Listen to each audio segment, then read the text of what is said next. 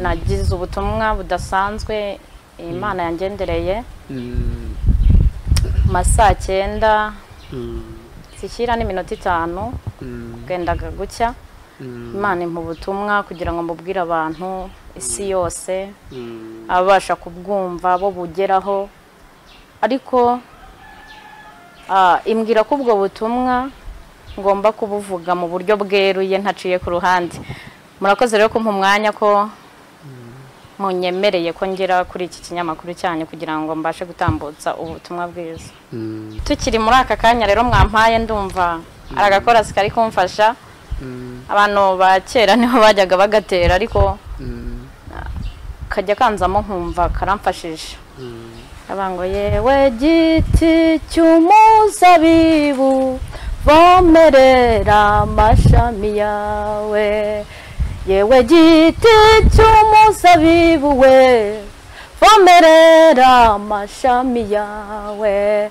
Abakobwa baragukeneye, ababyeyi turagushaka, abagabo baragushaka, yewe giti cy'umuzabibu we vomerera amashami yawe, yewe giti cy'umuzabibu vomerera amashami yawe. Muri uyu mwaka wa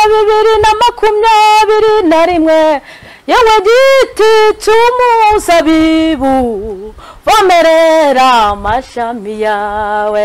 Erega itorero riragushaka, abantu bose baragukeneye, vomerera amashami yawe, yewe giti cy'umuzabibu we vomerera amashami yawe, yewe giti cy'umuzabibu vomerera amashami yawe. Alleluya! Oh, yewe giti cy'umuzabibu we vomerera amashami yawe.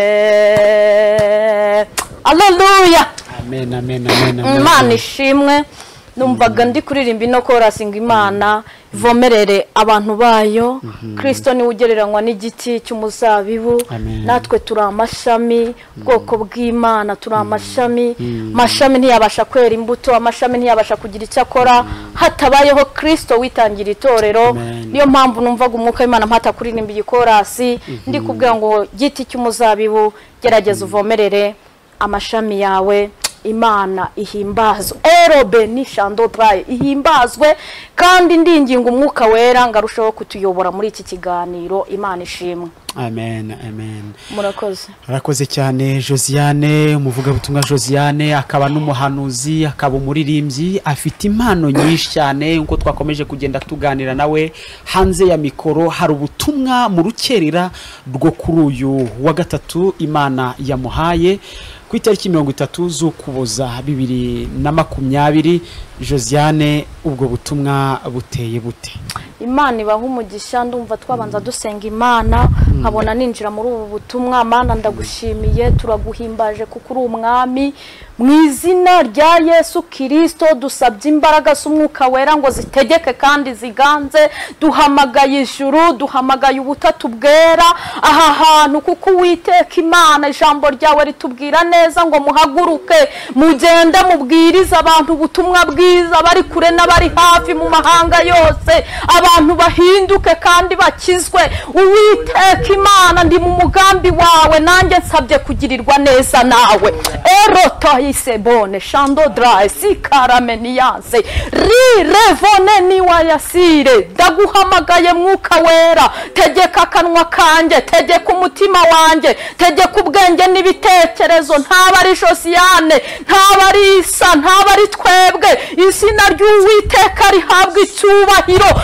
Oteyaze kute erefoze greria. Ndaguhamagaye Uwiteka ngo utegeke uganze ubu butumwa bugere ku bantu bawe. Mwuka wera buyobore, buhindura abantu bawe. Uyu mwaka wa 2021 reka hagaragara impinduka mu bantu bawe. Reka abantu bongere bibuke kugaruka kwawe Kristo, abantu bongere bibuka amaraso yawe y'igiciro watanze.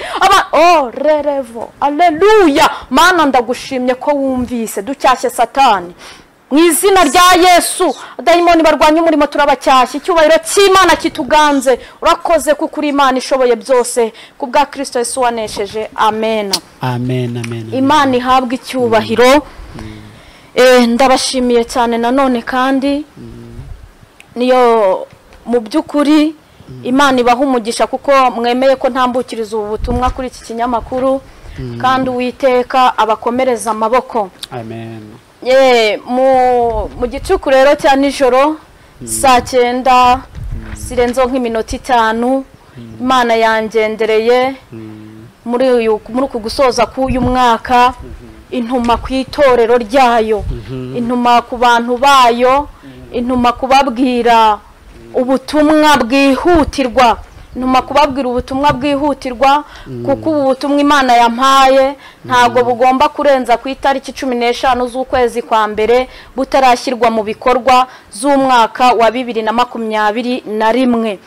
Rero mureke mbere yuko dutangira ubu butumwa tubanze dusome ijambo ry'Imana mu gitabo cyo Kuva cyanditswe na Mose, ibice byaho 11.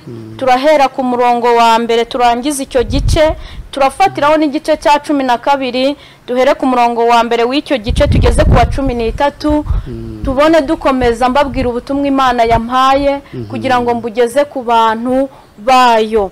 Imana iduhe umugisha kandi dushyigikire cyane. Dusome mu izina rya Yesu igitabo cyo Kuva cyanditswe na Mose, igice cya 11, murongo wa mbere turangiza icyo gice tujye mu gice cya 12, nitugera ku murongo wa 13 tubariho tugarukira muri icyo gice cya 12 duhereye ku murongo wa mbere. Dusome mu izina rya Yesu. Haravuga hati, Uwiteka abwira Mose ati, hasigaye icyago kimwe nzatera Farawo n'Abanyegiputa, hanyuma azabareka mugende. Nabareka by'ukuri no kwirukana azabirukana. None bwira abantu, umugabo wese asaba umuturanyi we n'umugore wese asaba umugore w'umuturanyi we, basaba ibintu by'ifeza n'ibintu by'izahabu. Uwiteka ahubwo bwoko kugirira umugisha ku Banyegiputa. Na Mose ubwe yari umunyacyubahiro cyinshi mu gihugu cya Egiputa, mu maso y'abagaragu ba Farawo, mu maso y'abandi bantu. Umurongo wa 4 haravuga ngo Mose aravuga ati, Uwiteka aravuze ati, nko mu gicuku nzanyura hagati mu Egiputa, abana b'imfura bose bo mu gihugu cya Egiputa bapfe, uhereye ku mfura ya Farawo wicara ku ntebe y'ubwami ukageza ku mfura y'umuja w'umusyi, kandi n'uburiza bwose bw'amatungo buzapfa. Hazaba umuborogo mwinshi mu gihugu cya Egiputa cyose utigeze kubaho, kandi ntihazongera kuba nk'uwo. Ariko mu Bisirayeli, haleluya, nta n'umwe imbwa izamukera mu bantu cyangwa mu matungo, kugira ngo mumenye ko Uwiteka yatandukanije Abanyegiputa n'Abisirayeli. Imana ihimbazwe. Kandi abagaragu bawe bose bazamanuka bansange, bampfukamire bambwire bati, va mu gihugu ujyana abantu bose bagukurikiye. Ubwo nibwo nzagenda ava kuri Farawo arakaye cyane. Uwiteka abwira Mose ati, Farawo ntazabumvira, kugira ngo ibitangaza byanjye bigwirire mu gihugu cya Egiputa. Nuko Mose na Aroni bakorera ibyo bitangaza byose imbere ya Farawo. Uwiteka anangira umutima wa Farawo, ntiyareka Abisirayeli bagenda ngo bave mu gihugu cye. Ibice 12 murongo wa mbere kugeza kwa 13 n'ubundi muri icyo gitabo cyo Kuva haravuga hati, Uwiteka abwirira Mose na Aroni mu gihugu cya Egiputa ati, uku kwezi kuzababera imfura y'amezi, kuzababera ukwezi kwa mbere mu myaka. Mubwire iteraniro ry'Abisirayeli ryose, ku wa 10 w'ukwezi umuntu wese yiyendera umwana w'intama uko amazu yabase ari, umwana w'intama umwe mu nzu imwe, kandi niba inzu ari nto itari bumare umwana w'intama asangire n'umuturanyi we bahereranye bawufatanye uko umubare w'abantu uri uko imirire y'umuntu wese iri aba ariko muzabara umubare w'abasangira umwana w'intama. Umwana w'intama wanyu cyangwa umwana w'ihene ntuzagire inenge. Yesu atugirire neza. Uzabisekurume itaramara umwaka muzawukure mu ntama cyangwa mu ihene, muzawurindiriza umunsi wa 14 w'uku kwezi. Iteraniro ryose ry'Abisirayeli bazawubikire nimugoroba, bazende ku maraso bayasige ku nkomanizo zombi no mu ruhamo rw'umuryango by'amazu bawuririyemo. Muri iryo joro bazarya inyama zawo zokeje, bazirisha imitsima itasembuwe, bazirisha n'imboga zisharira. Ntimuzazirye mbisi cyangwa zitetse keretse zokeje. Igihanga cyawo n'iminono yawo n'ibyo mu nda yawo ntimuzagira icyo musiga ngo kirare. Iziraye muzazose uko bari ko muzazirya, muzazirye mukenyeye. Yesu ashimwe, mukwesa inkweto mwitwaje inkoni. Haleluya. Muzazirye vuba vuba. Iyo niyo Pasika y'Uwiteka. Kuko muri iryo joro Elohim God nzanyura mu gihugu cya Egiputa nkica ab'imfura bose bo mu gihugu cya Egiputa, imfura z'abantu n'uburiza bw'amatungo n'imana z'Abanyegiputa zose. Nzasohoza amateka nziciriyeho. Nduwiteka Imana yo mu ijuru ihabwa icyubahiro. Haleluya. Imana nishimwe kandi Imana niyubahwe ibihe byose kuko ntayihwanye nayo. Ni Imana yaremye ijuru n'isi, itegeka ikirere. Nta muntu wayibaza ngo ibyo ukora ni ibiki cyangwa ngo ibyo uvuga ni ibiki. Ndashimira Imana rero ko yangiriye icyizere cyo kugira ngo mbashe gutambutsa ubu butumwa mbunyujije kuri iki kinyamakuru cyanyu, kugira ngo isi yose ababasha kubwumva bahindurwe n'ubu butumwa, bakora iby'ubu butumwa bubabwira, kugira ngo Uwiteka abashe kurokora abantu be. Imana yansanze muri aya masaha irambwira ngo ari mu masaha 9 y'ijoro Imana intuma ku bantu bacunguwe n'amaraso ya Yesu. Ishyanga ryatoranijwe n'Imana yambwiye ngo isi yose Imana ngwije kuyinyuramo, ariko cyane cyane iyi migabane 3. Imana yambwiye ngije kunyura mu isi hose, ariko ngo cyane cyane imigabane 3 izayitindamo.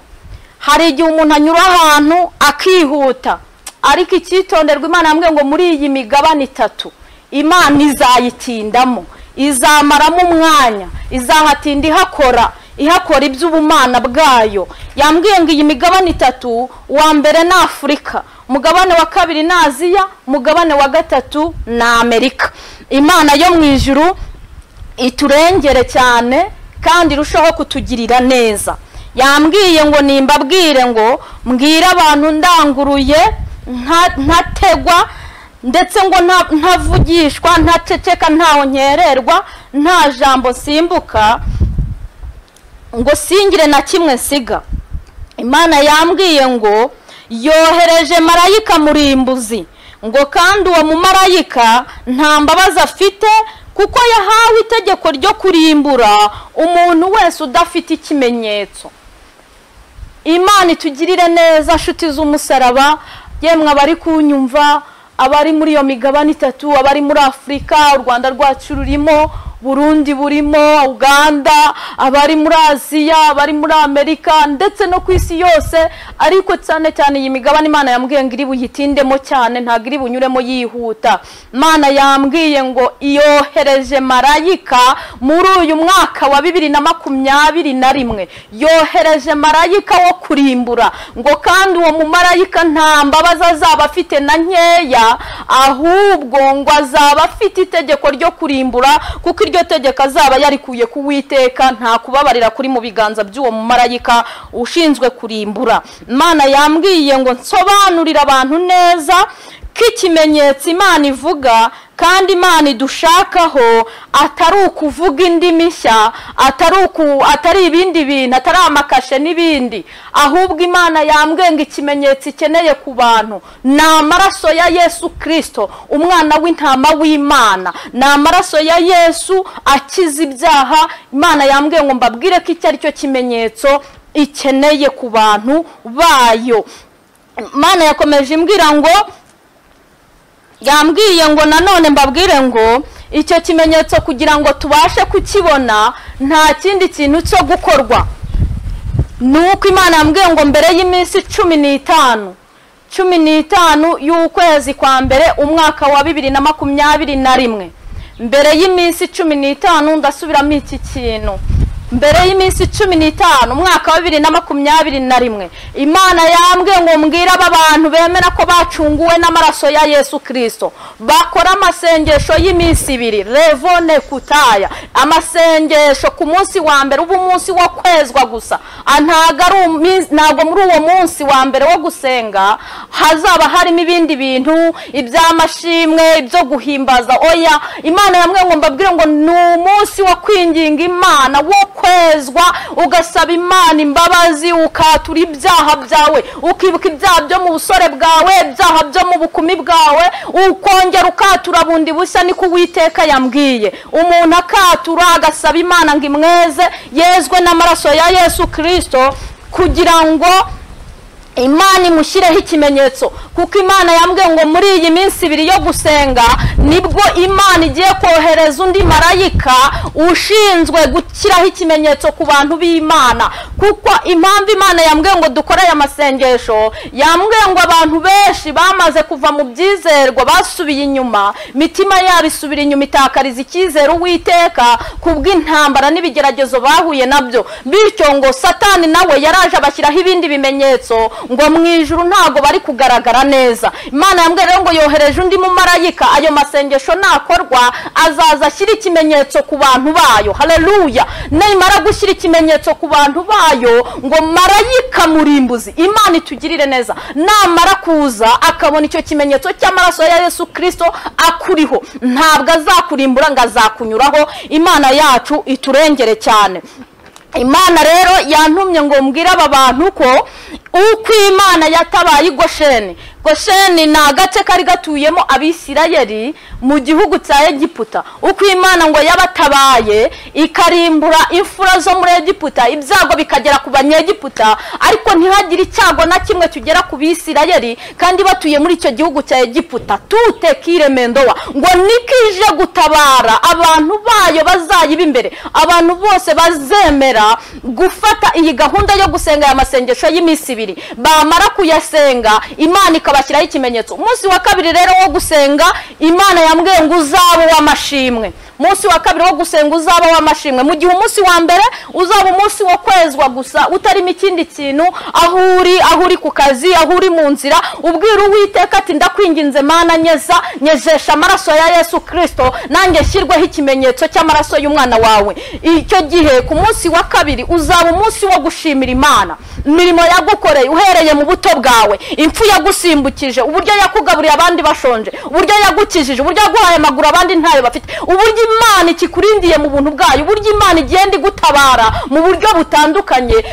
Uwo munsi wa 2 ni uwo gushima imirimo Imana yadukoreye, uburyo itaturimbuye kandi twarayikoreye ibyaha, uburyo twayikoshereje ariko ikagumya kudukuruza neza yayitwiyegereza. Revone kuta, icyo gihe ngo niyo mpamvu Imana itegetse uwo munsi wo kuyishimira, kugira ngo amashimwe yacu tuzashimira Imana biyitere nanone kongera kumva itugira igibambe no kongera kudukorera indi mirimo ya 2. Bibiliya ivuga uburyo gushima ari ikintu cy'ingenzi, kandi Imana ibimbwiramo hano nabwo yambwiye uburyo gushima bizatuma yongera ikibuza imirimo yendaga kudukorera.